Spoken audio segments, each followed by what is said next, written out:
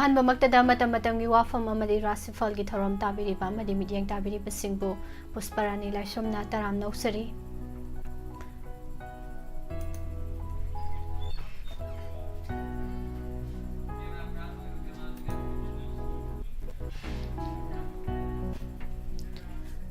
ꯃꯇꯝ ꯃꯇꯝꯒꯤ ꯋꯥꯐꯝꯒꯤ ꯉꯁꯤꯒꯤ ꯑꯍꯥꯟꯕꯗ ꯂꯧꯈꯠꯆꯔꯤ꯫ ꯈꯣꯡꯖꯣꯝ ꯅꯨꯃꯤꯠꯅ ꯂꯥꯛꯄꯗ ꯅꯦꯁꯅꯦꯂꯤꯖꯝꯕꯨ ꯂꯥꯟꯅ ꯋꯥꯍꯟꯊꯣꯛ ꯄꯤꯗꯅꯕ ꯍꯣꯠꯅꯁꯤ꯫ ꯀꯨꯝꯖꯥ 1992ꯒꯤ ꯑꯦꯄ꯭ꯔꯤꯜ 15 15 ꯐꯥꯎꯕꯗ ꯃꯅꯤꯄꯨꯔꯒꯤ ꯊꯧꯅꯥ ꯐꯔꯕ ꯂꯥꯟꯃꯤꯁꯤꯡꯅ ꯃꯇꯝꯗꯨꯒꯤ ꯅꯣꯡꯃꯩ ꯕꯣꯝ ꯇꯣꯞ ꯌꯥꯎꯅ ꯃꯇꯤꯛ ꯃꯌꯥꯏ ꯂꯩꯔꯕ ꯈꯨꯠꯂꯥꯏ ꯀꯌꯥ ꯃꯔꯨꯝ ꯄꯥꯏꯔꯕ ꯃꯥꯂꯦꯝꯗ ꯅꯨꯃꯤꯠ ꯇꯥꯕ ꯂꯩꯇꯦ ꯍꯥꯏꯅꯔꯤꯕ ꯕ꯭ꯔꯤꯇꯤꯁꯀꯤ ꯂꯥꯟꯃꯤꯁꯤꯡꯒꯤ ꯃꯥꯌꯣꯛꯇ ꯈꯣꯡꯖꯣꯝꯒꯤ ꯈꯦꯕꯁꯤꯡꯗ ꯑꯀꯟꯕ ꯂꯥꯟ ꯁꯣꯛꯅꯈꯤꯕꯒꯤ ꯊꯧꯗꯣꯛ ꯑꯆꯝꯕ ꯋꯥꯍꯩ ꯈꯔꯈꯛꯅ ꯁꯤꯡꯊꯥꯕꯗ ꯌꯧꯔꯔꯣꯏꯗꯧꯕ ꯊꯧꯗꯣꯛ ꯑꯃꯅꯤ꯫ ꯁꯣꯛꯅꯈꯤꯕ ꯂꯥꯟꯐꯝ ꯑꯗꯨ ꯃꯅꯤꯄꯨꯔꯒꯤ ꯄꯨꯋꯥꯔꯤꯗ ꯑꯁꯨꯛꯀꯤ ꯃꯇꯤꯛ ꯃꯔꯨꯑꯣꯏꯕ ꯂꯥꯟꯐꯝ ꯑꯃ ꯑꯣꯏꯈꯤꯕꯅꯤ꯫ ꯈꯣꯡꯖꯣꯝ ꯂꯥꯟ ꯂꯣꯏꯈ꯭ꯔꯕ ꯃꯇꯨꯡꯗ ꯕ꯭ꯔꯤꯇꯤꯁꯅ ꯃꯅꯤꯄꯨꯔꯒꯤ ꯀꯣꯅꯨꯡ ꯄꯥꯏꯈꯤꯕ ꯅꯣꯡꯃꯩ ꯃꯔꯨ ꯑꯃꯠꯇ ꯀꯥꯞꯇꯅ ꯑꯊꯤꯡꯕ ꯄꯤꯕꯤꯅꯕ ꯂꯩꯈꯤꯗꯕ ꯃꯔꯝꯅ ꯈꯣꯡꯖꯣꯝ ꯂꯥꯟ ꯑꯁꯤ ꯃꯅꯤꯄꯨꯔꯒꯤ ꯅꯤꯡꯇꯝ ꯂꯥꯟꯒꯤ ꯑꯔꯣꯏꯕ ꯁꯔꯨꯛꯅꯤ ꯍꯥꯏꯅ ꯐꯥꯎꯕ ꯂꯧꯅꯔꯤꯕꯅꯤ꯫ ꯑꯐꯕ ꯃꯈꯜꯒꯤ ꯈꯨꯠꯂꯥꯏ ꯄꯥꯏꯔꯕ ꯕ꯭ꯔꯤꯇꯤꯁ ꯂꯥꯟꯃꯤꯁꯤꯡ ꯑꯗꯨꯒ ꯂꯥꯟꯊꯦꯡꯅꯅꯕ ꯃꯅꯤꯄꯨꯔꯒꯤ ꯂꯥꯟꯃꯤꯁꯤꯡꯒꯤ ꯈꯨꯠꯂꯥꯏ ꯂꯩꯈꯤꯗꯦ꯫ ꯃꯇꯝ ꯑꯗꯨꯒꯤ ꯃꯅꯤꯄꯨꯔꯒꯤ ꯂꯥꯟꯃꯤꯁꯤꯡꯒꯤ ꯈꯨꯠꯂꯥꯏ ꯍꯥꯏꯕꯕꯨ ꯊꯥꯡ, ꯇꯥ ꯑꯃꯗꯤ ꯅꯣꯡꯃꯩ ꯈꯔꯈꯛ ꯑꯗꯨꯅ ꯑꯣꯏꯈꯤ꯫ ꯑꯗꯨꯒꯨꯝꯂꯕ ꯈꯨꯠꯂꯥꯏ ꯈꯔꯈꯛ ꯑꯗꯨ ꯁꯤꯖꯤꯟꯅꯔꯒ ꯃꯇꯝ ꯑꯗꯨꯒꯤ ꯊꯧꯅꯥ ꯐꯔꯕ ꯏꯄꯥ-ꯏꯄꯨꯁꯤꯡ ꯑꯗꯨꯅ ꯑꯐꯕ ꯃꯈꯜꯒꯤ ꯈꯨꯠꯂꯥꯏ ꯄꯥꯏꯔꯤꯕ ꯕ꯭ꯔꯤꯇꯤꯁ ꯂꯥꯟꯃꯤꯁꯤꯡꯒ ꯂꯥꯟꯊꯦꯡꯅꯈꯤꯕꯅꯤ꯫ ꯁꯣꯏꯗꯅ ꯁꯤꯔꯒꯅꯤ ꯈꯪꯂꯕ ꯐꯥꯎꯕꯗ ꯈꯨꯕꯩ ꯑꯃ ꯐꯥꯎꯕ ꯍꯣꯡꯗꯅ ꯈꯣꯡꯐꯝ ꯆꯦꯠꯅ ꯂꯦꯞꯇꯨꯅ ꯃꯅꯤꯄꯨꯔꯒꯤ ꯅꯤꯡꯇꯝꯕ ꯉꯥꯛꯅꯕ ꯑꯌꯧꯕꯤ ꯊꯥꯛꯇ ꯂꯥꯟ ꯁꯣꯛꯅꯈꯤꯕꯅꯤ꯫ ꯂꯥꯟꯐꯝ ꯑꯗꯨꯗ ꯃꯅꯤꯄꯨꯔꯤꯁꯤꯡ ꯃꯥꯏꯊꯤꯈꯤꯕꯅꯤ꯫ ꯄꯥꯎꯅꯥ ꯕ꯭ꯔꯖꯕꯥꯁꯤ, ꯆꯣꯡꯊꯥꯃꯤꯌꯥ, ꯆꯤꯡꯂꯦꯟ ꯁꯅꯥ, ꯁꯦꯡꯒꯣꯏ ꯁꯅꯥ ꯌꯥꯎꯅ ꯊꯧꯅꯥ ꯐꯔꯕ ꯃꯩꯇꯩꯒꯤ ꯂꯥꯟꯃꯤ ꯀꯌꯥ ꯃꯄꯨꯟꯁꯤ ꯀꯠꯈꯤ꯫ ꯃꯅꯤꯡ ꯃꯈꯥ ꯇꯝꯅ ꯀꯅꯥꯒꯤꯁꯨ ꯃꯈꯥ ꯄꯣꯟꯗꯅ ꯂꯩꯔꯝꯕ ꯃꯅꯤꯄꯨꯔ ꯕ꯭ꯔꯤꯇꯤꯁꯅ ꯅꯤꯡꯇꯝꯕ ꯃꯥꯡꯍꯟꯈꯤꯕ ꯃꯇꯨꯡꯗꯒꯤꯗꯤ ꯃꯇꯝ ꯆꯨꯞꯄꯒꯤ ꯑꯣꯏꯅ ꯃꯅꯤꯄꯨꯔ ꯃꯉꯥꯜ ꯅꯥꯏꯅ ꯅꯤꯡꯇꯝꯅ ꯍꯥꯏꯅ ꯍꯨꯝꯅ ꯄꯥꯜꯂꯝꯕ ꯑꯗꯨ ꯑꯃꯨꯛ ꯍꯟꯅ ꯍꯟꯖꯤꯜꯂꯛꯈꯤꯗ꯭ꯔꯦ ꯍꯥꯏꯅ ꯍꯧꯖꯤꯛ ꯐꯥꯎꯕ ꯀꯅꯥꯒꯨꯝꯕ ꯈꯔꯅ ꯄꯨꯛꯅꯤꯡ ꯅꯨꯡꯁꯤꯅꯕ ꯌꯥꯎꯔꯤ꯫ ꯃꯇꯝ ꯑꯗꯨꯒꯤ ꯊꯧꯅꯥ ꯐꯔꯕ ꯏꯄꯥ-ꯏꯄꯨꯁꯤꯡꯅ ꯃꯥꯏꯊꯤꯔꯒꯅꯤ ꯈꯪꯂꯕ ꯐꯥꯎꯕꯗ ꯍꯟꯕ ꯂꯩꯇꯅ ꯂꯥꯟꯊꯦꯡꯅꯗꯨꯅ ꯊꯋꯥꯏꯅ ꯄꯣꯟꯊꯥ ꯄꯤꯗꯨꯅ ꯃꯈꯣꯏꯅ ꯃꯔꯩꯕꯥꯛꯀꯤꯗꯃꯛ ꯀꯠꯊꯣꯛꯂꯝꯕ ꯀꯌꯥ ꯑꯗꯨ ꯃꯥꯂꯦꯝ ꯁꯤꯟꯕ ꯊꯨꯡꯅ ꯈꯪꯍꯟꯈꯤꯕ ꯑꯗꯨꯕꯨ ꯉꯁꯤꯒꯤ ꯃꯤꯔꯣꯜꯅ ꯆꯥꯎꯊꯣꯛꯆꯅ ꯁꯣꯟꯅꯔꯤꯕꯅꯤ꯫ ꯅꯣꯡꯃꯈꯛ ꯁꯣꯛꯅꯈꯤꯕ ꯂꯥꯟꯐꯝ ꯑꯗꯨ ꯍꯧꯖꯤꯛꯅ ꯑꯦꯄ꯭ꯔꯤꯜ 15ꯅꯤ, ꯑꯦꯄ꯭ꯔꯤल 15ꯅꯤ ꯍꯥꯏꯅ ꯌꯦꯠꯅꯗꯨꯅ ꯆꯞ ꯆꯥꯕ ꯅꯨꯃꯤꯠ ꯑꯃ ꯂꯦꯞꯊꯣꯛꯄ ꯉꯝꯗꯕ ꯑꯁꯤꯃꯛ ꯅꯨꯡꯉꯥꯏꯇꯦ ꯍꯥꯏꯖꯅꯤꯡꯉꯤ꯫ ꯁꯣꯛꯅꯈꯤꯕ ꯂꯥꯟꯐꯝ ꯑꯗꯨꯗ ꯊꯋꯥꯏꯅ ꯄꯣꯟꯊꯥ ꯄꯤꯈ꯭ꯔꯕ ꯄꯥꯎꯅꯥ ꯕ꯭ꯔꯖꯕꯥꯁꯤ, ꯆꯣꯡꯊꯥꯃꯤꯌꯥ, ꯆꯤꯡꯂꯦꯟ ꯁꯅꯥꯅꯆꯤꯡꯕ ꯌꯥꯎꯅ ꯂꯥꯟꯐꯝꯗ ꯊꯋꯥꯏ ꯀꯠꯈ꯭ꯔꯕ ꯑꯊꯧꯕ ꯀꯌꯥꯒꯤ ꯃꯐꯝꯗ ꯉꯁꯤꯁꯨ ꯃꯅꯤꯄꯨꯔ ꯃꯤꯌꯥꯝꯅ ꯍꯩꯀꯠ ꯂꯩꯀꯠ ꯇꯝꯗꯨꯅ ꯏꯀꯥꯏ ꯈꯨꯝꯅꯕ ꯎꯠꯂꯤ꯫ ꯈꯣꯡꯖꯣꯝ ꯂꯥꯟꯒꯤ ꯄꯨꯋꯥꯔꯤ ꯑꯗꯨꯅ ꯉꯁꯤꯒꯤ ꯃꯤꯔꯣꯜ ꯀꯌꯥꯗ ꯃꯃꯥ ꯂꯩꯕꯥꯛ ꯅꯤꯡꯕꯒꯤ ꯏꯅꯣꯠ ꯍꯥꯞꯂꯤ꯫ ꯃꯇꯝ ꯑꯗꯨꯒꯤ ꯊꯧꯅꯥ ꯐꯔꯕ ꯑꯊꯧꯕ ꯀꯌꯥꯅ ꯃꯔꯩꯕꯥꯛ ꯃꯔꯝꯗꯝꯒꯤꯗꯃꯛ ꯊꯋꯥꯏꯅ ꯄꯣꯟꯊꯥ ꯄꯤꯈꯤꯕ ꯑꯗꯣ ꯈꯣꯡꯖꯣꯝꯒꯤ ꯈꯦꯕꯁꯤꯡꯗ ꯂꯩꯔꯤꯕ ꯅꯤꯡꯁꯤꯡ ꯈꯨꯕꯝ ꯑꯁꯤꯅ ꯃꯤꯔꯣꯜ ꯀꯌꯥꯗ ꯋꯥꯔꯤ ꯂꯤꯗꯨꯅ ꯂꯥꯛꯂꯤ꯫ ꯃꯈꯥ ꯇꯥꯅ ꯇꯨꯡꯒꯤ ꯆꯥꯔꯣꯜ ꯁꯨꯔꯣꯜ ꯀꯌꯥꯗ ꯋꯥꯔꯤ ꯂꯤꯍꯧꯈꯤꯒꯅꯤ꯫ ꯂꯝꯗꯝ ꯑꯁꯤꯒꯤ ꯍꯧꯒꯠꯂꯛꯂꯤꯕ ꯃꯤꯔꯣꯜ ꯀꯌꯥꯗ ꯃꯔꯩꯕꯥꯛ ꯅꯤꯡꯕꯒꯤ ꯏꯅꯣꯠ ꯐꯥꯎꯍꯜꯂꯤ꯫ ꯄꯨꯝꯅꯃꯛꯅꯁꯨ ꯍꯥꯏꯅꯔꯤ ꯂꯝꯗꯝ ꯑꯁꯤꯗ ꯂꯩꯔꯤꯕ ꯑꯩꯈꯣꯏ ꯄꯨꯝꯅꯃꯛ ꯄꯥꯎꯅꯥ ꯕ꯭ꯔꯖꯕꯥꯁꯤ, ꯕꯤꯔ ꯇꯤꯀꯦꯟꯗ꯭ꯔꯖꯤꯠ, ꯊꯪꯒꯥꯜ ꯖꯦꯅꯔꯦꯜꯅꯆꯤꯡꯕ ꯊꯧꯅꯥ ꯐꯔꯕ ꯃꯄꯥꯔꯤ ꯀꯌꯥꯒꯤ ꯆꯥꯗꯥ ꯅꯧꯗꯥꯅꯤ, ꯆꯥꯔꯣꯟ ꯁꯨꯔꯣꯟꯅꯤ꯫ ꯑꯗꯨꯕꯨ ꯉꯁꯤꯒꯤ ꯃꯤꯔꯣꯜꯅ ꯃꯇꯝ ꯑꯗꯨꯒꯤ ꯊꯧꯅꯥ ꯐꯔꯕ ꯏꯄꯥ-ꯏꯄꯨꯁꯤꯡꯅ ꯆꯠꯂꯝꯕ ꯂꯤꯛꯂꯝ ꯑꯗꯣ ꯉꯥꯛꯅ ꯆꯠꯂꯕ꯭ꯔꯥ? ꯃꯈꯣꯏꯒꯤ ꯊꯃꯣꯏꯗ ꯃꯇꯝ ꯑꯗꯨꯒꯤ ꯏꯄꯥ-ꯏꯄꯨꯁꯤꯡꯗ ꯆꯦꯜꯂꯝꯕ ꯃꯔꯩꯕꯥꯛ ꯃꯔꯝꯗꯝ ꯅꯨꯡꯁꯤꯕꯒꯤ ꯋꯥꯈꯜꯂꯣꯟ ꯑꯗꯨ ꯃꯄꯨꯡ ꯐꯥꯎꯕ ꯌꯥꯎꯔꯤꯕꯔꯥ ꯍꯥꯏꯕꯗꯨꯗꯤ ꯉꯁꯤꯁꯨ ꯑꯆꯧꯕ ꯋꯥꯍꯪ ꯑꯣꯏꯔꯤ꯫ ꯃꯔꯩꯕꯥꯛ ꯅꯨꯡꯁꯤꯕꯒꯤ ꯏꯊꯤꯜ ꯌꯥꯎꯗꯕ ꯃꯤꯑꯣꯏ ꯑꯃꯠꯇꯅ ꯃꯔꯝꯗꯝꯒꯤ ꯑꯐꯕ ꯊꯕꯛ ꯑꯃꯠꯇ ꯇꯧꯕ ꯑꯣꯏꯊꯣꯛꯇꯕꯅꯤ꯫ ꯆꯤꯟꯗ ꯏꯔꯩꯄꯥꯛ ꯏꯔꯝꯗꯝꯒꯤꯗꯃꯛ ꯍꯥꯏꯅ ꯁꯣꯜꯂꯒ ꯊꯕꯛꯇꯅ ꯃꯗꯨꯒꯤ ꯑꯣꯟꯅ ꯇꯩꯅꯕꯗ ꯉꯥꯛꯇ ꯇꯧꯕ ꯀꯌꯥ ꯌꯥꯎꯗꯕ ꯅꯠꯇꯦ꯫ ꯏꯔꯩꯕꯥꯛ ꯏꯔꯝꯗꯝꯒꯤꯗꯃꯛ ꯀꯔꯤꯒꯨꯝꯕ ꯈꯔ ꯇꯧꯔꯝꯒꯦ ꯍꯥꯏꯅ ꯊꯣꯛꯂꯛꯄ ꯃꯤꯑꯣꯏꯁꯤꯡꯗꯤ ꯑꯇꯥꯡꯕꯅꯤ꯫ ꯍꯧꯒꯠꯂꯛꯂꯤꯕ ꯅꯍꯥꯁꯤꯡꯗ ꯃꯔꯩꯕꯥꯛ ꯃꯔꯝꯗꯝ ꯅꯨꯡꯁꯤꯕꯒꯤ ꯋꯥꯈꯜꯂꯣꯟ ꯁꯥꯒꯠꯄ ꯃꯊꯧ ꯇꯥꯔꯦ ꯍꯥꯏꯅ ꯄꯨꯝꯅꯃꯛꯅ ꯉꯥꯡꯅꯔꯤ꯫ ꯃꯇꯥꯡ ꯑꯁꯤꯗ ꯄꯟꯖꯅꯤꯡꯂꯤꯕꯗꯤ ꯃꯃꯥ ꯂꯩꯕꯥꯛ ꯃꯔꯝꯗꯝ ꯅꯨꯡꯁꯤꯕꯒꯤ ꯏꯊꯤꯜ ꯆꯦꯟꯕ ꯃꯤꯑꯣꯏꯁꯤꯡꯗꯤ ꯇꯣꯞ ꯇꯣꯞꯄꯤ꯫ ꯃꯍꯥꯛꯀꯤ ꯃꯐꯝꯗꯗꯤ ꯈꯨꯠꯂꯥꯏ ꯄꯥꯏꯔꯕꯁꯨ ꯄꯥꯏꯗ꯭ꯔꯕꯁꯨ ꯏꯃꯥ ꯂꯩꯕꯥꯛ ꯏꯔꯝꯗꯝ ꯑꯁꯤꯒꯤ ꯆꯥꯎꯈꯠ ꯊꯧꯔꯥꯡꯗ ꯀꯔꯤꯒꯨꯝꯕ ꯈꯨꯗꯣꯜ ꯈꯔ ꯇꯝꯕ, ꯃꯔꯝꯗꯝꯕꯨ ꯑꯔꯥꯟꯕ ꯂꯝꯕꯤꯗꯒꯤ ꯑꯆꯨꯝꯕ ꯂꯝꯕꯤꯗ ꯄꯨꯔꯛꯅꯕ ꯍꯣꯠꯅꯖꯕꯒꯤ ꯋꯥꯈꯜꯂꯣꯟ ꯁꯣꯏꯗꯅ ꯆꯦꯟꯒꯅꯤ꯫ ꯃꯗꯨ ꯅꯠꯇꯗꯨꯅ ꯅꯦꯁꯅꯦꯂꯤꯖꯝꯒꯤ ꯋꯥꯈꯜꯂꯣꯟꯕꯨ ꯂꯥꯟꯅ ꯋꯥꯍꯟꯊꯣꯛ ꯄꯤꯗꯨꯅ ꯑꯔꯥꯟꯕ ꯂꯝꯕꯤꯗ ꯁꯤꯖꯤꯟꯅꯔꯕꯗꯤ ꯃꯗꯨ ꯑꯁꯦꯡꯕ ꯃꯔꯩꯕꯥꯛ ꯅꯤꯡꯕ ꯅꯠꯇꯦ ꯍꯥꯏꯕꯗ ꯂꯥꯜꯂꯣꯏ ꯍꯥꯏꯕ ꯋꯥꯐꯝ ꯉꯁꯤꯒꯤ ꯃꯇꯝꯒꯤ ꯋꯥꯐꯝꯒꯤ ꯑꯍꯥꯟꯕꯗ ꯂꯧꯈꯠꯆꯔꯤ꯫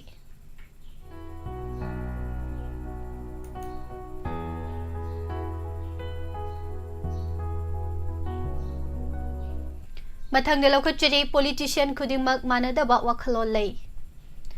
ꯃꯅꯤꯄꯨꯔ ꯃꯤꯌꯥꯝꯒꯤ ꯌꯥꯏꯐꯅꯅꯕ ꯀꯔꯤꯒꯨꯝꯕ ꯊꯕꯛ ꯈꯔ ꯇꯧꯔꯝꯒꯦ ꯍꯥꯏꯕꯒꯤ ꯋꯥꯈꯜꯂꯣꯟꯗ ꯃꯤꯈꯜ ꯊꯦꯡꯅꯅꯕ ꯊꯣꯛꯂꯛꯈꯤꯕ ꯃꯤꯑꯣꯏꯁꯤꯡꯒꯤ ꯃꯔꯛꯇ ꯑꯐꯕ ꯑꯃꯗꯤ ꯐꯠꯇꯕ ꯃꯤꯑꯣꯏꯁꯨ ꯌꯥꯎꯗꯕ ꯅꯠꯇꯦ꯫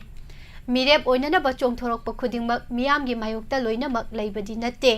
ꯃꯈꯣꯏꯒꯤ ꯋꯥꯈꯜꯗ ꯃꯤꯌꯥꯝꯒꯤ ꯌꯥꯏꯐꯅꯅꯕ ꯀꯔꯤꯒꯨꯝꯕ ꯊꯕꯛ ꯈꯔ ꯇꯧꯕ ꯄꯥꯝꯕꯗꯒꯤ ꯃꯤꯈꯜ ꯊꯦꯡꯅꯅꯕ ꯊꯣꯛꯂꯛꯈꯤꯕꯅꯤ ꯍꯥꯏꯅ ꯂꯧꯏ꯫ ꯑꯗꯨꯕꯨ ꯃꯤꯈꯜ ꯊꯦꯡꯅꯅꯕ ꯆꯦꯜ ꯆꯣꯡꯕ ꯑꯃꯗꯤ ꯃꯤꯔꯦꯞ ꯑꯣꯏꯅꯅꯕ ꯊꯣꯛꯂꯛꯈꯤꯕ ꯃꯤꯑꯣꯏꯁꯤꯡ ꯑꯗꯨꯒꯤ ꯋꯥꯈꯜ, ꯃꯈꯣꯏꯒꯤ ꯂꯝꯆꯠ ꯁꯥꯖꯠ ꯑꯃꯗꯤ ꯍꯩꯅꯕꯤꯅꯆꯤꯡꯕꯁꯤꯡ ꯑꯌꯥꯝꯕ ꯌꯨꯝꯂꯣꯟ ꯀꯩꯂꯣꯟꯅꯕ, ꯂꯩꯀꯥꯏ ꯂꯩꯀꯥꯏ ꯑꯃꯗꯤ ꯇꯤꯟꯅꯕ ꯃꯔꯨꯞ ꯃꯄꯥꯡꯅꯆꯤꯡꯕꯁꯤꯡꯅ ꯈꯔ ꯃꯈꯩꯗꯤ ꯈꯪꯅꯕ ꯉꯥꯛꯇꯅꯤ꯫ ꯃꯤꯔꯦꯞ ꯑꯣꯏꯅꯅꯕ ꯆꯣꯡꯊꯣꯔꯛꯈꯤꯕꯁꯤꯡ ꯑꯗꯨ ꯀꯔꯝꯕ ꯃꯑꯣꯡꯗ ꯊꯣꯛꯂꯛꯈꯤ?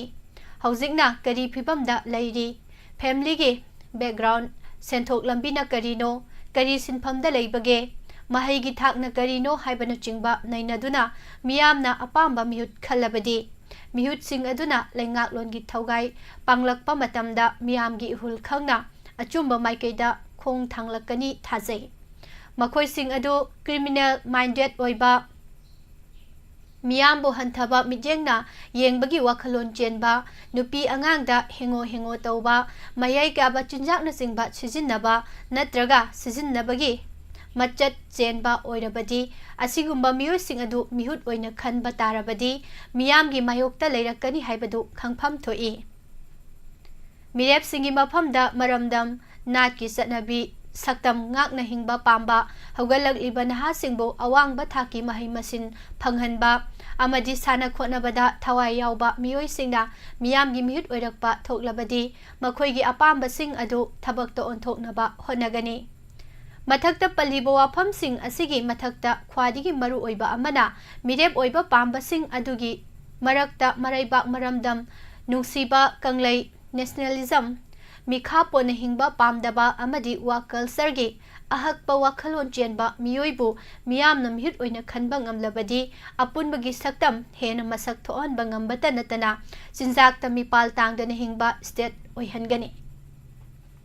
ꯂꯣꯏꯅꯅ ꯁ꯭ꯇꯦꯠꯀꯤ ꯁꯦꯟꯃꯤꯠꯂꯣꯟꯒꯤ ꯐꯤꯚꯝ ꯐꯕꯒ ꯂꯣꯏꯅꯅ ꯏꯪ ꯆꯤꯛꯄ, ꯇꯪꯗꯨ ꯂꯩꯇꯥꯕ ꯑꯣꯏꯔꯛꯀꯅꯤ ꯍꯥꯏꯕꯁꯤꯅꯤ꯫ ꯑꯃꯔꯣꯝꯗ ꯐꯤꯚꯝ ꯑꯁꯤ ꯑꯣꯏꯍꯟꯅꯅꯕ ꯍꯣꯠꯅꯕꯗ ꯃꯤꯌꯥꯝꯒꯤ ꯃꯐꯝꯗ ꯑꯩꯒꯤ, ꯃꯥꯒꯤ, ꯑꯩꯈꯣꯏꯒꯤ ꯍꯥꯏꯕ ꯑꯄꯤꯛꯄ ꯁꯦꯟꯖꯥ ꯊꯨꯝꯖꯥꯒꯤ ꯋꯥꯈꯜꯂꯣꯟ ꯊꯥꯗꯣꯛꯇꯨꯅ ꯃꯤꯍꯨꯠ ꯈꯟꯕ ꯉꯝꯕ ꯆꯪꯏ꯫ ꯃꯤꯔꯦꯞ ꯑꯣꯏꯅꯅꯕ ꯆꯣꯡꯊꯣꯔꯛꯈꯤꯕꯁꯤꯡꯒꯤ ꯃꯔꯛꯇ ꯁꯦꯟꯖꯥꯎ ꯄꯥꯏꯕ, ꯃꯁꯥꯒꯤ ꯑꯣꯏꯖꯕꯅ ꯃꯥꯡ ꯊꯥꯕ, ꯃꯤꯌꯥꯝꯕꯨ ꯀꯔꯤꯁꯨ ꯂꯩꯇꯅ ꯂꯧꯕꯒ ꯂꯣꯏꯅꯅ ꯁꯦꯜꯅ ꯂꯩꯔꯒ ꯂꯩꯉꯥꯛꯂꯣꯟꯒꯤ ꯆꯨꯛꯂꯤ ꯄꯥꯏꯔꯕ ꯃꯇꯨꯡꯗ ꯃꯤꯌꯥꯝꯗ ꯑꯣꯟꯁꯤꯟꯗꯨꯅ ꯏ ꯆꯨꯞꯄꯒꯤ ꯊꯕꯛ ꯆꯠꯊꯒꯦ ꯈꯟꯕ ꯌꯥꯎꯗꯕ ꯅꯠꯇꯦ꯫ ꯑꯁꯤꯒꯨꯝꯕ ꯃꯤꯑꯣꯏꯁꯤꯡ ꯑꯗꯨ ꯑꯌꯥꯝꯕꯅ ꯇꯥꯠ ꯄꯥꯠ ꯑꯃꯗꯤ ꯃꯤꯌꯥꯝꯕꯨ ꯁꯨꯝꯕ ꯉꯝꯕ ꯋꯥꯍꯩ ꯋꯥꯇꯥ ꯁꯤꯖꯤꯟꯅꯕ ꯍꯩꯕ ꯑꯣꯏꯕꯅ ꯃꯗꯨꯗ ꯃꯤꯌꯥꯝꯅ ꯄꯪꯊꯗꯨꯅ ꯃꯈꯣꯏꯒꯤ ꯑꯔꯪ ꯑꯔꯥꯛꯀꯤ ꯂꯧꯅꯝ ꯂꯥꯡꯗ ꯊꯨꯕ ꯇꯥꯔꯕꯗꯤ ꯃꯈꯣꯏꯅ ꯂꯩꯉꯥꯛꯂꯣꯟꯒꯤ ꯊꯧꯒꯥꯏ ꯄꯥꯡꯂꯛꯄ ꯃꯇꯝꯗ ꯀꯥꯡꯈꯣꯡ ꯆꯥꯏꯔꯕ, ꯆꯥꯎꯈꯠꯄ ꯃꯅꯤꯡ ꯍꯟꯕ, ꯃꯤꯀꯞ ꯃꯤꯔꯥꯎꯈꯣꯜꯅ ꯅꯥꯀꯣꯡ ꯁꯤꯡꯖꯥ ꯌꯩꯔꯕ ꯃꯇꯝ ꯑꯣꯏꯔꯛꯏ꯫ ꯏꯂꯦꯛꯁꯟꯁꯤꯡꯗ ꯃꯤꯔꯦꯞ ꯑꯣꯏꯅꯅꯕ ꯍꯣꯠꯅꯕ ꯑꯃꯗꯤ ꯃꯤꯔꯦꯞ ꯑꯣꯏꯔꯛꯄꯁꯤꯡꯒꯤ ꯃꯐꯝꯗ ꯃꯁꯥ ꯃꯁꯥꯒꯤ ꯄꯥꯟꯗꯝ ꯑꯃꯃꯝ ꯂꯣꯏꯅ ꯂꯩꯖꯕ ꯉꯥꯛꯇꯅꯤ꯫ ꯃꯈꯣꯏꯒꯤ ꯄꯥꯟꯗꯝꯁꯤꯡ ꯑꯗꯨ ꯑꯐꯣꯡꯕ ꯑꯃꯗꯤ ꯑꯔꯣꯟꯕꯁꯨ ꯂꯩꯇꯕ ꯅꯠꯇꯦ꯫ ꯃꯤꯌꯥꯝ ꯄꯨꯝꯅꯃꯛꯀꯤ ꯃꯐꯝꯗ ꯃꯥꯟꯅꯗꯕ ꯋꯥꯈꯜꯂꯣꯟ ꯂꯩꯕꯒꯨꯝ ꯃꯤꯔꯦꯞ ꯑꯣꯏꯔꯤꯕꯁꯤꯡꯒꯤ ꯃꯐꯝꯗꯁꯨ ꯃꯥꯟꯅꯗꯕ ꯋꯥꯈꯜꯂꯣꯟ ꯂꯩꯔꯕꯁꯨ ꯃꯔꯩꯕꯥꯛ ꯑꯃꯗꯤ ꯃꯤꯌꯥꯝꯒꯤ ꯏꯁꯨꯁꯤꯡꯒꯤ ꯑꯣꯏꯅꯗꯤ ꯃꯥꯟꯅꯕ ꯋꯥꯈꯜꯂꯣꯟ ꯃꯊꯧ ꯇꯥꯏ꯫ ꯃꯥꯒꯤ ꯄꯥꯔꯇꯤꯖꯝ, पांडमदा खेनबा लेरबसु मरैबाकी अपुनबगी सक्तम ngakpa amadi ningtamna hinggadabani haiba wakhalon manafam thoi politics na miyambu khaibung tananaba honaraklabadi madu asengba politician ge machat oidabana adugumba politician sing adudagi miyamna sexual hodaba mikupta kari phibam oirakadage haibadu khangna khu senba mathautai politics amasung lal haibasi matam pumnamakta thadoknaba yadraba ama oirabasu lan adu achumba lan oirabadi miyamna saugatle haiba wafam asisu ngasigi matamatamgi wafamda thamjari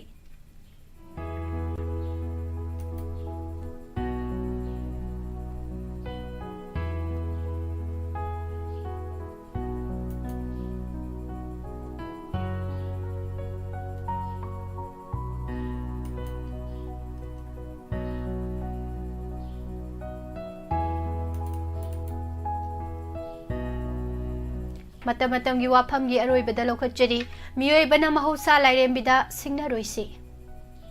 malem gi leipak kayada mahausa gi oiba aing asa nong nungsit ki fibamda chauna ahongba kayamu leirakli haibasi ngasigi malem gi miyamna ikhangda khangnare malem asi ahongba kaya lakpa maruoina mahausa gi oiba fibamda ningsingba thoktraba matamdagi leiraklaba aing asa nong nungsit amadi malemgi akoibagi masakta honglakliba sigi achauba maram asi miyoiba khunaina mahausa lairembida singnabadagi ni haibasi ngasigi malemgi miyamna khangna lepa leitana ngasi phauba mahausa lairembida singnaba leptabadagi ngasidi malemda mahausa gi oiba ahongba kayamuk urakli haibayai haukiba chahi Tara kungi mamangdagi malemgi sabagi sang hengalakpana maram oiraga kha merugi amadi awang meruda laiba unpak kayamu saudorakpadagi samudragi imai wangkhalakpagi chang nongmagi hengalakli nakal amaromdana miyoiba khunai chaukhalakpagi chang nongmagi hengalakpana maram oiraga mahausagi akoibagi fibamda achauba ahongba kaya lakpasingi manungda nungsita carbon kayamuk yansilakpa plastic ki potlam kayana mahusagi akoibagi saktamda ahongba kaya lakhanba maruoina umang wamang kokthokpagi sang helakpasing panbayai masina malemgi oina khanakhraga ngasigi manipur state ki oina khanarakpada haukiba chahi 10 gi mamangdagi chatliba sahi asi phawbagi manungda lamdam asida mahusagi akoibagi fibamda chauna ahongba kayamuk oirakli basi maru oina umang wamang kokthokpagi sang helakpa amadi polythene plastic ki potlam sisinabagi sang helakpadagi oigani haibasi lamdam asigi miyamna khangnaramgani khali nakal amaromda manipurda haukiba chahi 5 gi mamangdagi state asigi jingi lamgi ayamba sarukta umang wamang paksana kokthoklaga popi thabagi thawong kayamu satharakpana maram oiraga lamdam asida aing asa nong nungsit ki phibamda ahongba kayamu ohelakpani haibasimadi lalaroidra khali aduga lamdam asigi chingi lamda khundariba chingmising ayambana pamlau ubagi chanabi asinasu umang wamang kokthoraknabagi achauba maramsu oidaba natte haiba yai adubu haukiba oirabasu malemgi numit pangthokpaga mari leinana handak sahi asigi thimda planet and plastic haibagi hiramda malemgi miyamna khanaba horakpa asimakti plastic ki polam sisinaba hanthananaba amadi kanglon chumna plastic ki polam sisinabagi poram yadnaraklabadi malemgi oina aphaba oibaga loinana state asigi su aphaba oigani khali maramdi lamdam asigi puwariga sagonariba pat turel sing kayamukta plastic potlam sing kayamukna mahusagi oiba masakta ahongba kayamuk pirakpagi mathakta pat turel gi asengba mahusagi masakta achauba ahongba maru oina manipurgi puwariga sagonariba loktak patta pat asida tillariba turel singna putharakpa plastic ki potlam kayana loktak pat ki isingda ahongba pirakpa yabagi oithokpa leibagi mathakta pat asida leiriba thawai panbasing maru oina sa nga usek singda akaiba pirakpadagi loktak pat ki fajaraba mahusagi masak mangkiba yai maram aduna ngasi April gi haukiba chaichat kungani thoi malem gi numit asi pangthok pagi wahan thok leinana ba plastic ki potlam kanglon chumna sisinarasi haiba wafam matam matam gi wafam da thamjari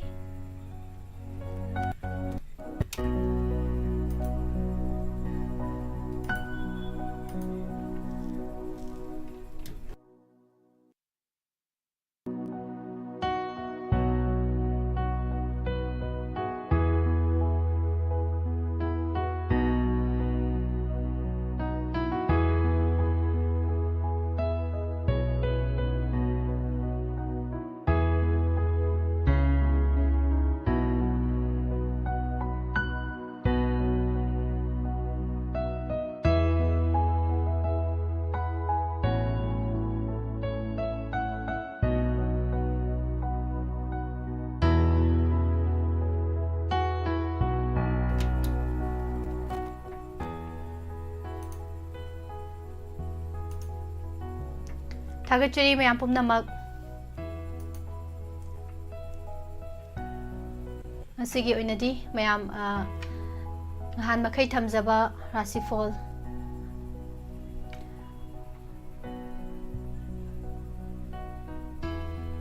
khana nainabagi mayam interaction tawbagi thromsima leizararoi masigi damak mayam nangak pigani adumakpu Rashi Phal ngasigi taminabagi khudong sabadodi leizai call tawbagi khudong sabadodi thamjadre live ta leibiba nongthongbam sing taram nokcheri good morning ibung jiten ningthozam nene binodini khomdram taram nokcheri ibung romi adhikari mayum iche mutum promila ibomsa moirangthem ke taruni Thagachari maibam thoibinaw Jacob Widrom taram nokcheri mayam pumnamak loinana Facebook page ta leibiriba mayam basu Robita Devi good morning Kakpa Maitei good morning Chitsi Mans Thok Thongnob Jamroshan Singh Priya Devi taram nokcheri mayam pumnamak Rashi Phal ngasi adum tapna pajarake mayam anirahan bagi khudong sabaduma leiraroi dobanina mayam munna taminarasi Thagachari Minakhetri Mayum good morning ibung Mr. Don good morning Nene Savitri Tonjam Premananda Thokpam taram nokcheri Rashi Phal taminasi ngasigi matam sang na leitabana haiba tare Rashi Phal se interaction program hapsadre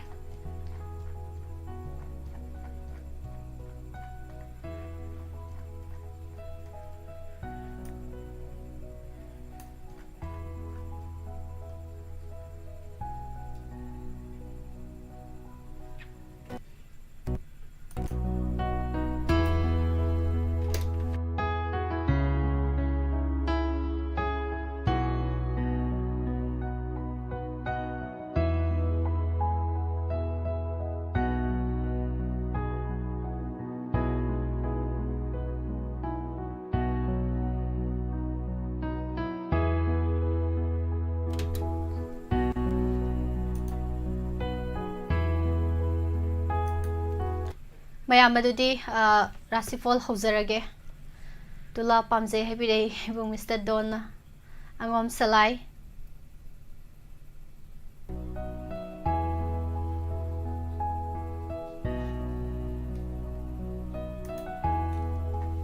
Thagachari thoromsibu tongan ba platform singda tabiriba yengbiriba khudingmak ngasigi Rashi Phal amuk punna taminarsi yaifaraba ngasi Sajibugi Thanil numit lising ani kunga mari April ki tarik kunga humdoi numit asigi Rashi Phal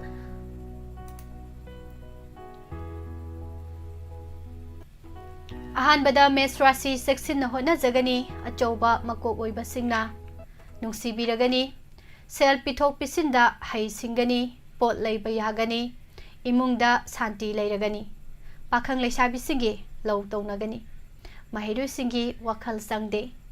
Bris Rashi Khudongchaba Thengnaba Chaukhotpa Phagatpa Thorom Khara Pangthokpa Marup Mapham Pak Chauba Lamtu Chatpa Mi Tinabadi Kanaba Phangba Numitni Pakhang Leisabi Singi Oina Nuksinagani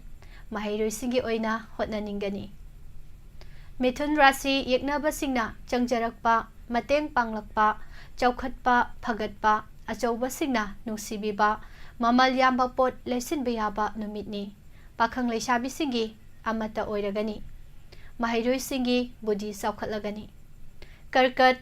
Mi Loinabada Haising Batabani Akanba Wahi Sisinadaba Phagani Arapa Chatpa Gari Thobadi Section Gani Imungda Charang Nagani Pakhang Leisabi Singi Oina Mat Khetnagani Mahairoi Singi Oina Hotnaningde Singha Rashi Mateng Pibiba Chanbiba Nungsibiba Yaba Numitni Sel Phangba Khudongchaba Mayoknaba Aruba Thabak Pangthokpa Numitni Imungda Ingna Leiragani Pakhang Leisabi Singi Oina Nungsinagani Mahairoi Singi Oina Lausing Hengatlagani Kaina Rashi Hai Singna Seksinna Hotnajagani Thabak Macha Machadi Pangthoklagani Sathok Sasinda Hai Singani Pot Leiba Yagani Dharamaga Mari Leinaba Pangthoklagani Pakhang Leisabi Singi Oina Lau Taunagani Mahairoi Singi Wakhal Leitade Tula Rashi Khudongchaba Thengnaba Aruba Thabak Pangthokpa Aigi Mi Masing Yamba Numitni Pot Leiba Yagani Lusingba Singnadi Nungsibiragani Imungda Santi Leiragani Pakhang Leisabi Singi Oina Mat Chanagani Mahairoi Singi Oina Hotnaningani Brisik Charak Sahing Naiba Marakta Thoramdi Pangthoklagani Sel Pithok Pisinda Section Gani Lamlanba Singna Nungsibigani Sagaina Yengthigani Pakhang Leisabi Singi Oina Wakhal Manade Mahairoi Singi Oina Budi Phaksilli Danu Mi Loinabadi Haisingani Natrabadi Tokhai Taba Artha Lana Loba Numitni Sel Chatpa Wakhal Langba Yengsinba Yamba Numitni Thoramdi Pangthoklagani Pakhang Leisabi Singi Oina Muknagani Mahairoi Singi Hotnaningde Makar Section Hotnajagani Sathok Sasinda Mi Tinabada Isana Haisingani Lamtu Chatpa Section Gani Thoramdi Pangthoklagani Santi Leite Pakhang Leisabi Singi Oina Mot Khetnagani Mahairoi Singi Wakhal Leitade Kumbha Rashi Haksang Wakhal Thabakta Khudongchaba Thengnaba Numitni Sel Phangba Anauba Pot Lei Yaba Numitni Sak Khangbiba Hengatpa Imungda Ingna Leiba Numit Oi Pakhang Leisabi Singi Oina Nungsinagani Mahairoi Singi Oinadi Hotnaningani Aroibada Minna Rashi Hena Lusina Khanba Ahing Tumba Mapung Phadaba Charangnaba Numitni Haksang Sang Amada Leiragani Khatnaba Saungnaba Leiragani Gari Tapna Thawgani Pakhang Leisabi Singi Oina Lau Taunagani Mahairoi Singi Charangnagani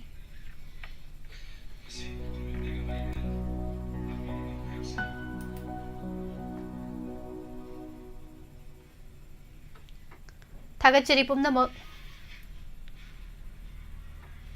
Mathangda Ngasigi Nungtigi Fogliba Pause Singi Maruiba Pausing Amu Mayam Punna Taminasi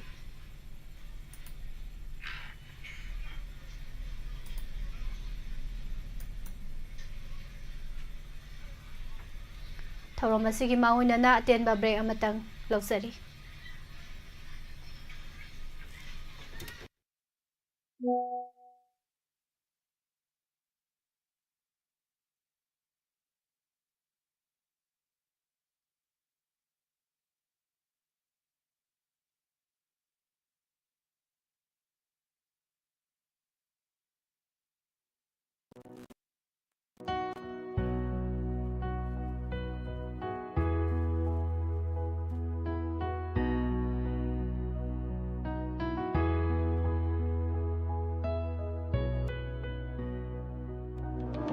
Khanghanjaba Panji Siri Khundongbam Maniyaima Singha Herok Bazar da leiba asina khanghanjari madudi Panji asibu thajabiduna Kuthi ibiramba amadi amuk nauna ithohan biramba Ima ibel iche ichal khwai pumna mangna Athuba matamda adomadumna Kuthi lobiranabagi damakta nalukchari matam kuina thamlamba kuthi sing asi mangkhrabadi madugi daite lawjaroi adom adomna kuthi anauba ithoklamba amadi mafam asida thambiramba kuthi sing asi matam chana lawbirana banolukchari matam kuiraklaba matamda kuthi pibiyo haiduna laklabadi maduda thiba phangdabada daite lawjaroi khanghanjariba panjai khondongba maniyaima singha hairok bazar akopa marol khangbininglabsu 8575287918 amukahna 8575287918 hariba number asida pau phaubiyu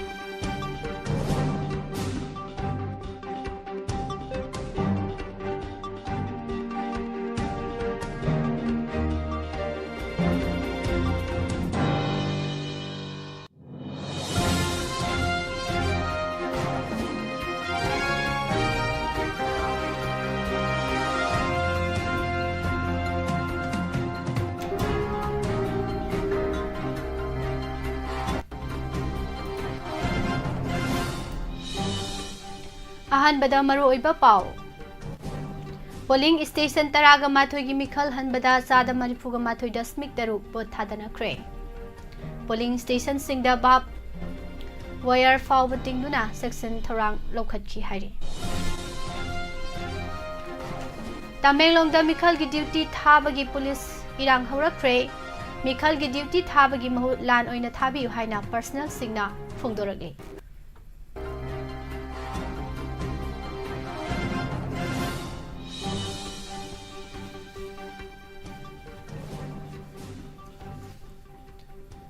Assembly segment mangagi polling station taraga mathoi da repol pangthokkhibada security na lanban saduna ngaklabasu khurai dadi agent ki halakpagi wathok thokhi haire repol pangthokhiba khurai gi polling station ani gi congress ki inner agenda ki halakpadagi security pb nanaba taksin ki haire amaromda congress na selian daba mikhal hogdokre India lengna ki mikhal da yaude haina sarai rong bana phongdokre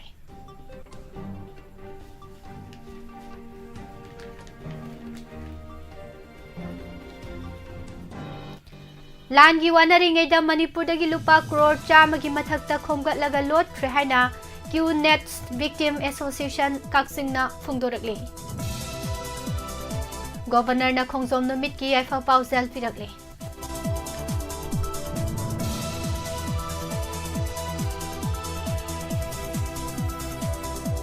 amadi ima leibakidamag thawai na pontha pikraba thawai amagi mamal kanana sule pangamloi haina korkom na phongdokre khul ngakpa singbo mikhalda sisindaram labadi chahi tare khuntakpa haktakta ningthau oinana ba awagi makhada leiraga ireisa singbo ot naikhiba miyoi sing aduga kari khetnari bage haina su hanglakle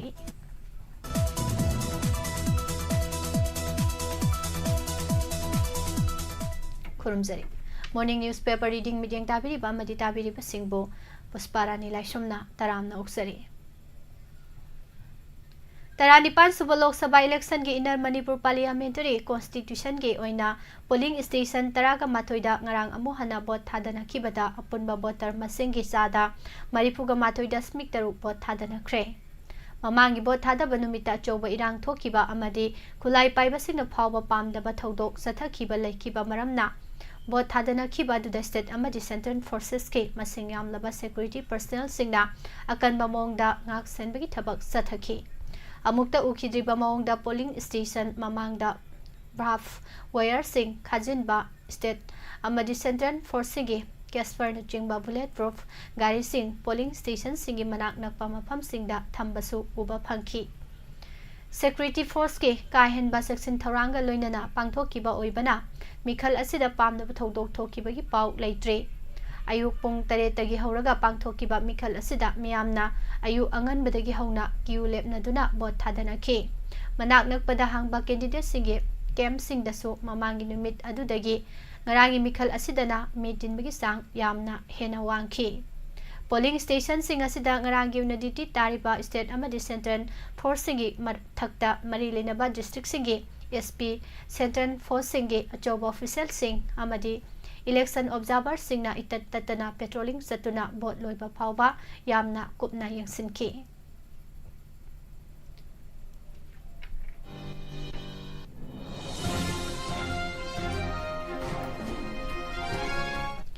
Outer Manipur Parliamentary Constituency gi lakliba April 13 ta pangthokadoriba mikhal asiga mari leinana Tamenglong district ta mikhal gi duty tanana ba order thokpada yawba maitei gi police personnel singna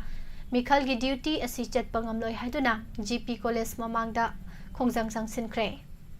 Manipur police ki IG ke kavipna nahan thokpa order amada police personnel chani ga humpu Tamenglong district ta mikhal gi duty pk haiba personnel chani ga humpu asigi manungda maitei gi personnel jamag mabudra taret yauri makhoi sing asi CID security CID crime branch CID special branch CID technical NAB MPTO SIT chingba unit sing da duty taba personnel sing ngaktani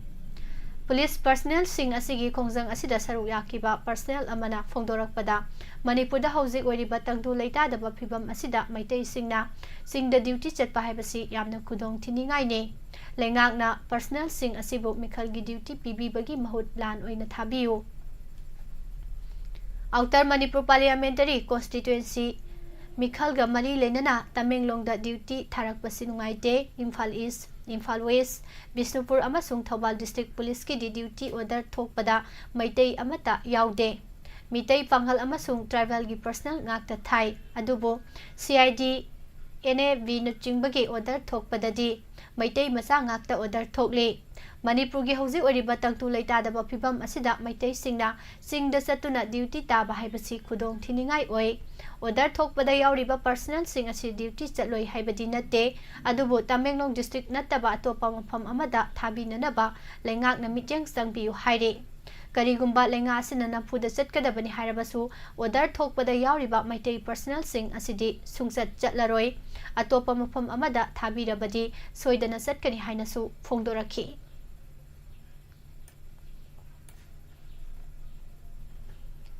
Mikhal da sen yendaba amasung senja thumja leitaba Mikhal gi chanabi Congress Party na handaki Mikhal asida hodokre adubu BJP amasung masiga chatminariba NPM na miyam ki hanbata natana sel haitharaga miyam da nampugi thabaksing sathari haina Manipur Pradesh Congress Committee gi President K Megasendrana phongdokre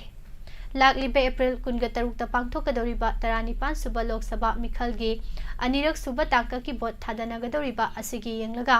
जिरीबामदा मिखलगी campaign चलमदाइदा महाकना social media की खुथांगदा high हंदक पांथोकीबा 19 सुबा Lok Sabha मिखलगी अहानबा तांककी boat थादनबा असिदा ममांगदा अमुक्ता उखिद्रिबा यामना साथीबा फिबम अमा उबा फंखी boat थादफमदा नोंमै पाइरगा चंगबा एजेंटसिंग फू चैबा किहनबा नुपी आंगांग अहल खाइदना फूबा चैबा तौबा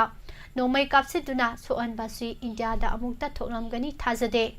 बीजेपी लेंगांगना मिखलदा चथरीबा इमुनाइमु तानाहनबगी खोंथांग असिदबु मॉडल कोड ऑफ कंडक्ट सतनबगी वहानथोक लैरिबरा हंखी एप्रिल 18 अहानबा तांककी ओइना पांथोकीबा मिखल अदुदा आउटरगी 18 यावना पोलिंग स्टेशन 93 रिपोल तौबिननबा हाइजखिबने अदुबु पोलिंग स्टेशन 18 खक्तमक रिपोल तौननबा फिरेप लौरकपासी पेंडे वाकत अदुदा यावखिबा पोलिंग स्टेशन खुदिमक रिपोल तौबिननबा मरी लेनबा इलेक्शन कमीशन दा फावबा वाकत खिबने अदुबु मदु थबा ओइना ओंथोक पिरक्ते हाइखि मिखल अदुदा इलेक्ट्रॉनिक वोटिंग मशीन काइखिबसिंग अदु खक्तमक रिपोल तौहनबासी पेंडे हाइनसु मखा ताखि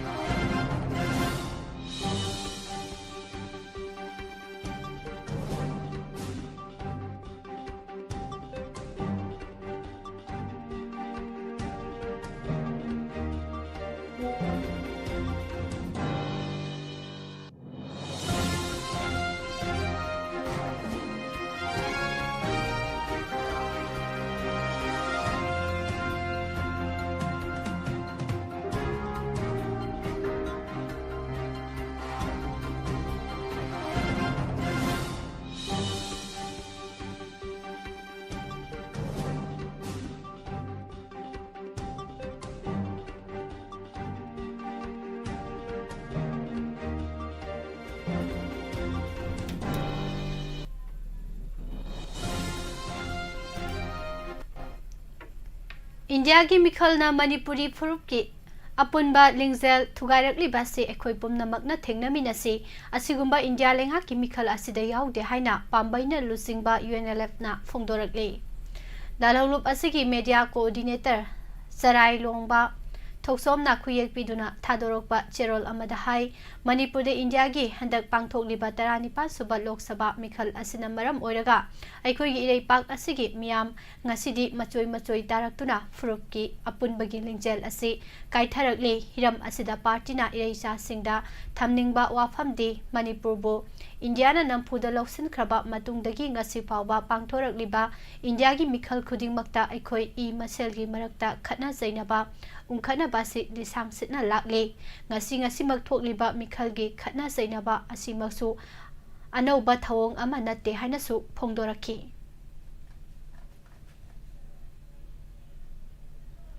था असिगी कुनगी नुमिदांग पुंग 12 ताबादा इम्फाल वेस्ट डिस्ट्रिक्ट के पासोई पुलिस स्टेशन की मनुंग चनबा खाइदेम अवांग लेकाइदा you थक्सिलगा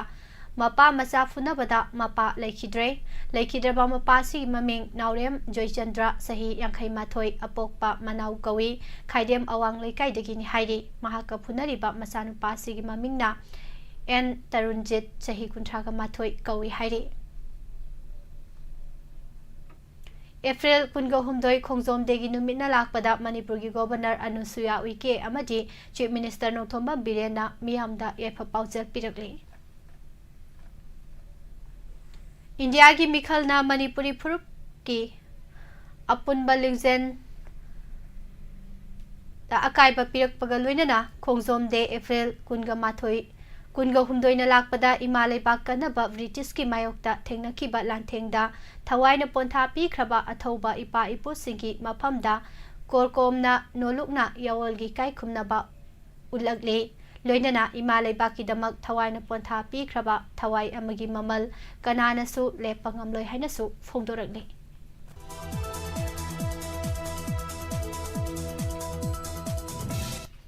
Tha asigi taraga mapanda pangthokiba 19 suba Lok Sabha mikhalga mari leinana thokiba thaudoksingi manungda sakhangdaba miyoi kharana mama oibisingda khut thakibadu khunai amabu mutnanaba sinbaga manai matungda asigumba thaudo asi thoktanaba honagadabani haina Bisnupur Kaithelda ngarang wakat mifam chathakre. Sahi phazilakadoraba Manipur gi irang asi political solution khaktana waroisin purakpa ngamgani miyamna lingzen manana political solution gi damak hoduna thabak to ontho hanana honaba changi haina CPI Manipur State Council na phongdorakli.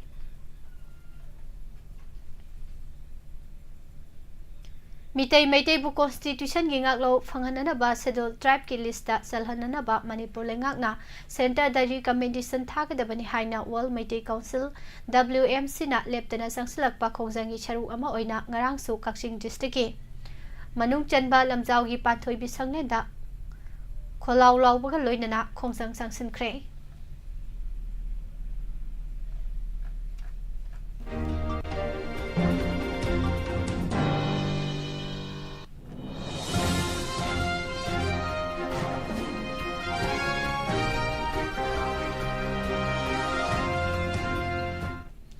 Congress na pangthok lamdaba thabak kaya BJP gi matamda pangthok li haina BJP Manipur Pradesh ke senior spokesperson LDA gi chairman Marangthem Asini Kumar na phongdorakli. Wapham asi ngarang Lok Sabha gi Outer Manipur Parliamentary Constituency da NDA gi mirep oina Naga People's Front NPF ke Timothy Jimmy ki Tamenglong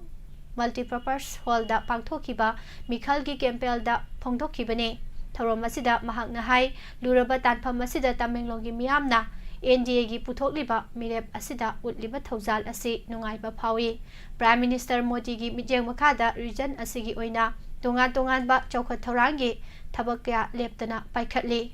Tamenglongda su tongan ba infrastructure gi project sing paikhatuna lakli. Tamenglongda thaknaba isingi awaba lehendana ba thabak paikhatli. Masida sunatana miyamgi chathok chasinda hena khudong sahananaba lambi kyasu ningthina semgalakli haiki. Lok Sabha gi Inner Manipur Parliamentary Constituency da INC gi mirep oiriba angomsa Bimol Akoijam gi inner agent oina ngarang ripol numita saruk yakhiba miyoi anida phone gi kuthangda ki halakpagi matangda mari leinaba returning officer da se thaduna wakat khre haina Manipur Pradesh Congress Committee MPCC gi working president Debabartana phongdokhre. Hiram masiga mari leinana BT Road talaiba paumising unaba amada mahakna hai Manipur gi Inner Parliamentary Constituency gi oina tongan ba polling station taraga mathoida repol tawduna miyamna vote thadana ki adubu khurai assembly constituency gi polling station 3/11 amasung 3/21 da Congress mirep ki polling agent oikhiba miyoi singda sakhangdaba singna phone tawraktuna ki akhang pibagi thabak zathari basi yamna laibak thibane. Hyper sensitive zone ni haina lauthokuna akanba security force ki section tharang lokhatlabasu miyam gi oiba safaba amati oihan khidre phone gi khuthangda ki halakiba aduda nakhoina chaningba chahoro haibana chingba yamna nungaitaba wafam sing sizinnarakhi hairi masi miyoibagi punsi temsing nanaba honarakpaga chap manai hainasu lawi hai. Anglo Manipuri War 1891 da Laimaton Chingda Manipur gi ningtamba ngaknanaba soknakhiba lanfam aduda saruk yakhiba athauba singi mafamda haikal lekat tamduna ikai khumnaba utkre. Manipurda thokliba irang asina maram oiraga miyamna kham thengna wanari matam asida Ponji scheme kaya Manipurda sangsilaktuna miyamgi I chupagi thabak zatharakliba asigi charuk ama oina QNet hariba financial service asinasu miyoi lising amaga chonga romdagi lupa crore chamarom hena khomgatlaga Delhi gi Noida da lotlaga laikhre haina QNet Victim Association na phongdorakli Association asina thadorokpa cherol amada hai Chamjaraba miyoi kyabu masigi sathiraba money laundering scam asigi makada victim kaya oihanduna hingbagi jibika oiriba mayum ingkhol sana lupa amadi masana nga phabada sizinariba hi phawba yonthok handuna false promise kaya tausinbiraga miyoi bagi sakhau kayabu thatli Haujik phawba QNet hariba financial fraud ki company asina pikraba Manipur asidagi punna lupa crore chame hena Manipur gi miyoi kharaga manaraga lut tawkhre hariba QNet asina hojik phawda Manipur dagi chaurakna naujariba class 12 loibata ngairiba nupa macha nupi macha yauna chaurakna miyoi listing amaga chonga hena victim oihanbide miyoi bagi minungsi amadi thajabagi khudong saba lauraga tawriba thaba asi matam sana thingaudrabadi hogalakliba naha kaya amadi nupa macha nupi macha kaya mangkinana bagi achoba macha ama oirakli haire handakta Mizoram gi nupi macha amasu QNet tagi pothajarage haina lepham phawba hongjarage hairubadagi ningai sangdanarakpadagi depression chatuna gari mamangda songsinduna suicide tokhibagi wari phawba Mizoram gi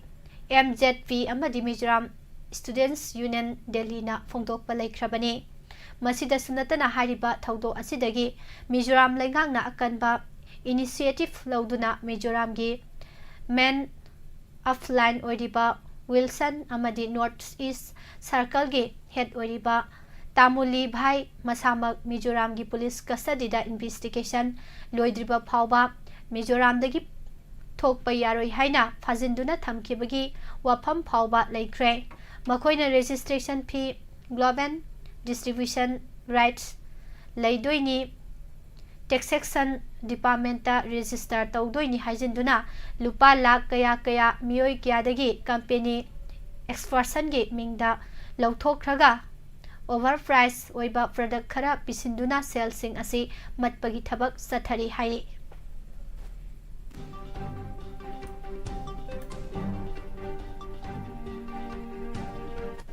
Matam sangna plastic ki polam kaya sizinabana akoibagi fibam dadu ki matik akaiba piri malemda choba saitheng ama pirakadaba maramna yariba makhai single use plastic sizinaduna hantha hanana bohanaba mathau tai haina Dana Manjuri University Manipur gi Vice Chancellor Professor N Ras Mohalna phongdokre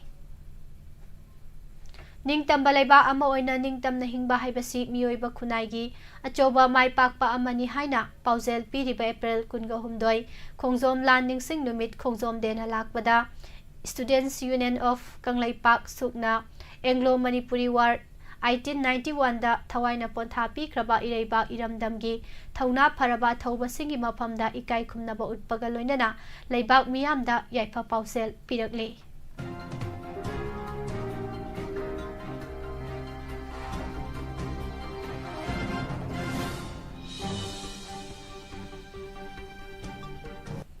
Makatarakpada mapangiba pau taminase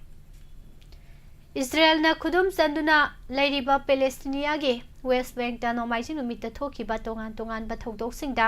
Israeli forcing na Palestinian naha ani amasung nupi ama nomaina kaptuna hatkre haina Palestinian Health Ministry na phongdokre The Sun da phonglakhiba report amagi matungina Russia na chatharakhibani haina chingnaba yamna khudong thiningai oiba Zamingna United Kingdom gi flight masing kayada khudong thiba thohankhre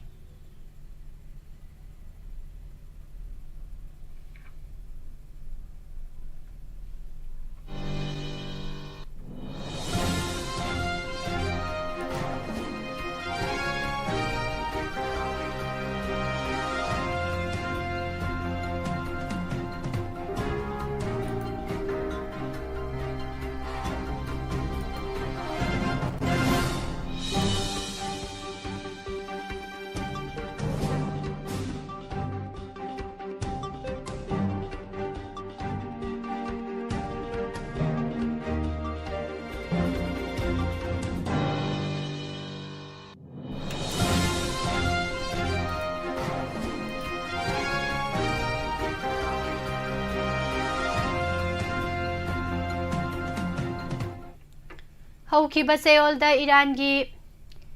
स्माहान प्रोविंसता drone अमसुंग missile attack सिंग तौरखरे attack असि इजराइलदगी लाखिबनी अमसुंग इरानगी nuclear facility अमसुंग एयर डिफेंस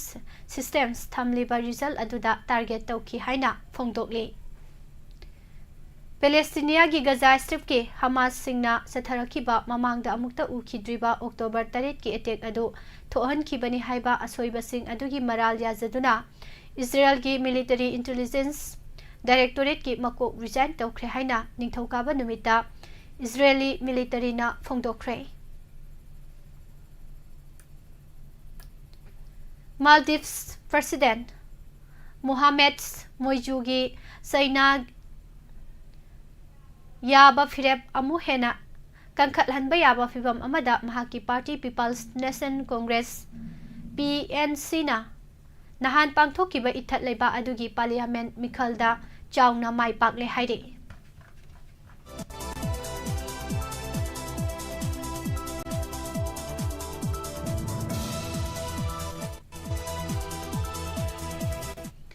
गुजरात की सूरत लोकसभा सीट तई अतोप मिरेप सिंह कंटेस्ट तौगदबदगी तोकनखिबा अमसुंग कांग्रेस पार्टी की मिरेप अमसुंग मागे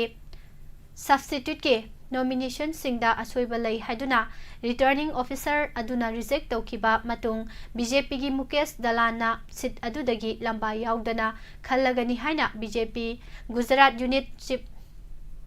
सीआर पटेलना फोंदोखरे नॉमिनेशन विड्रॉ तौननबगी अरोइबा मतम ngasi ओइबने टाइप 2 डायबिटीज ना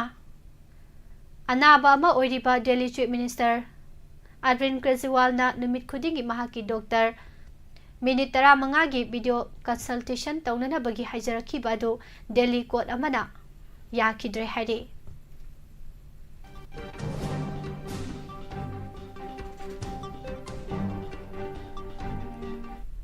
सीनियर कांग्रेस लुसिंगबा शशि थारूरना मागी कॉन्स्टिट्युएंसी दा लोकसभा मिखल कैंपेन तौबदा जगोई साखरे हाई टेम्परेचर सिंग नॉर्मल की मथक्ता लेबगी फोरकास्ट तौखिबा अमसुंग लेबासिगी मफम क्यादा हिट वेब सिंग थोकपा याबगी फिबम लेबदगी वेदर ऑफिस के ऑफिशियल सिंग याउना तोंगा तोंगानबा मरी लेनबा सिंगल लोइनना इलेक्शन कमीशन ऑफ इंडिया ना मिफम अमा पांगथोखरे हाइरे कांग्रेस की मल्लिकार्जुन खड़गे ना प्राइम मिनिस्टर नरेंद्र मोदी बो वोट सिंगिदमक तोखाई ताहाननबगी यंगथिबो वाफम सिंह फोंदोकपगी मराल सेखरे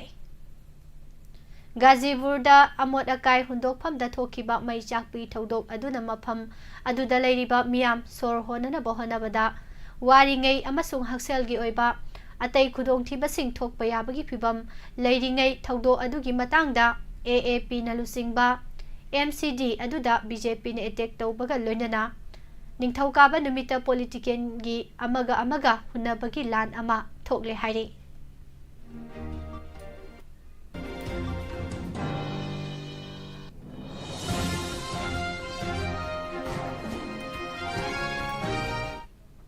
उड़ीसादा तोंगान रॉयल फैमिली सिंगी मियोई 12 मिचम मियांगी बोट सिंग अदु नीरदुना लोकसभा अमसुंग असेंबली मिखलदा मिरेप सिंग ओइना कंटेस्ट तौरी उड़ीसादा लोकसभा कॉन्स्टिट्युएंसी 12 अमसुंग असेंबली सेगमेंट 194 की मिखल सिंग मे की तारीख 19 दगी जून अमा फावबा स्टेट असिदा मतम चाना चप मानना पांगथोकनी हाइरे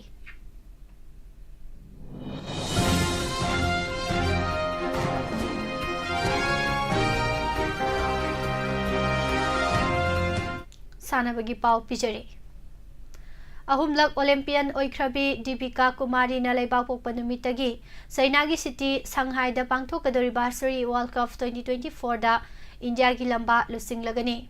इंडिया ना इन्वेंट असिगिदमक नुपा निपान अमसुंग नुपी निपान पुन्ना मेंबर 13 साबा आर्चरी टीम थागने वर्ल्ड कप असि एप्रिल 19 दगी 19 फावबा पांगथोकपगी शेड्यूल लेरिबने फ्रेंच की मकोक थोंबा football league tournament League 1 gi Nomaijing numit ki athengba sanakiba League match amada Paris Saint-Germain na Lyon bu pansil mari amada maithiba piduna League title lobagi lambi hena naksinkhre.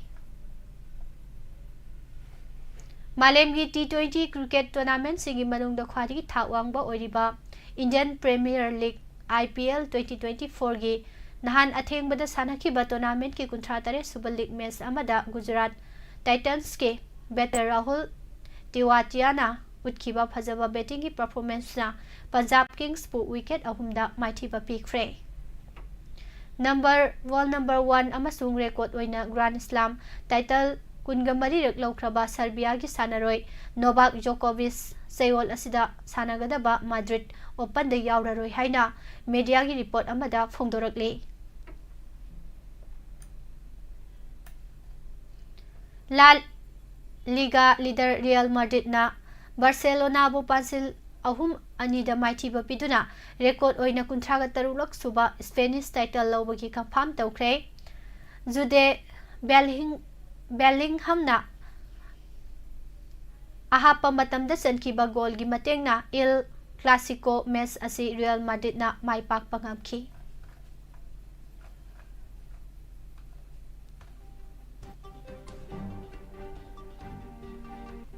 Norway gi Kasper Ruud na Greece ki Stefanos Tsitsipas po stake set maithiba piduna Barcelona Open gi men's singles title lobangam mamang Seoul da sanakiba Monte Carlo Master gi final da Tsitsipas na Ruud pu stake da maithiba piduna title lokibani. India gi Ramit Tandon na Egypt da pangthokpa Il Gauna International Open Squash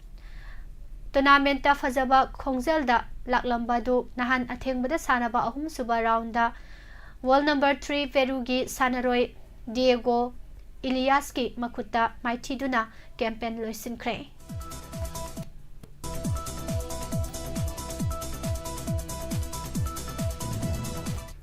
India gi Yuki Bambri amasung French partner Albano Olivetti na Germany gi city Munich da pangthokpa BMW Open 2024 tennis tournament da men's doubles title lore.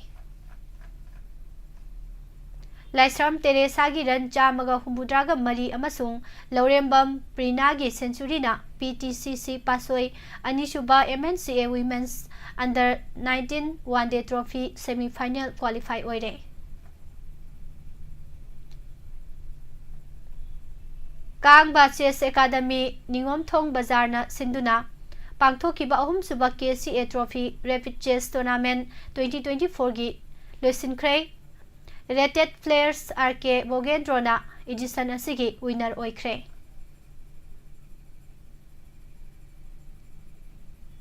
Manipur University Students Union na sinduna MU da Art Day ga thorom pangthokre. Planet versus Plastic haiba team da pangthokiba thorom asida University asigi oiba cricket ground ama sangakre haire.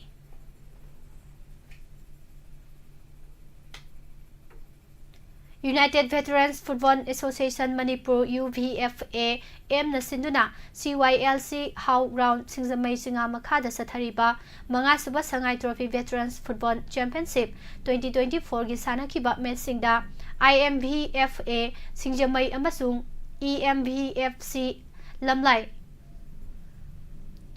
Mai Pakre Amadi District Sports Association DSA Bisnupur na sinduna sa thariba ahanba ay Panthoi Bining Sing Under 13 Boys Football League ki ngarang sanakiba matching da YWO amasung Taida loinana RFCC Kaino amasung BFA Nacho draw oikre atopa match na TGESA Bisnupur Mai Pakre.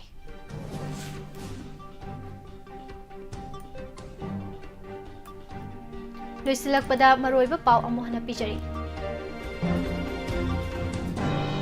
Polling station taraga mathoi gi Mikhal hanbada chada marifuga mathoi da smik daru vote thadana kre. Polling station sing da vap wire phawba tingduna section thorang lokhatki.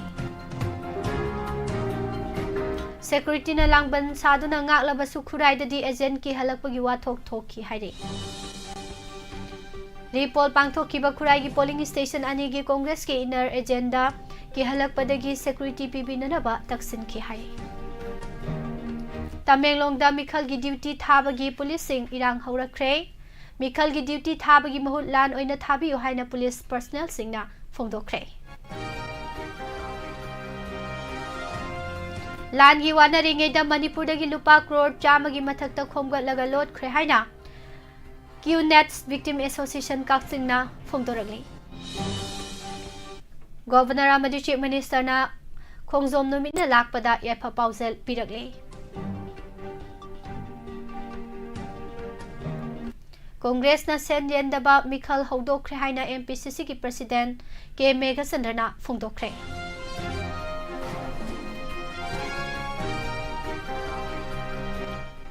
India lenga ki Mikhal da yaude haina charai rongbana phongdoragli.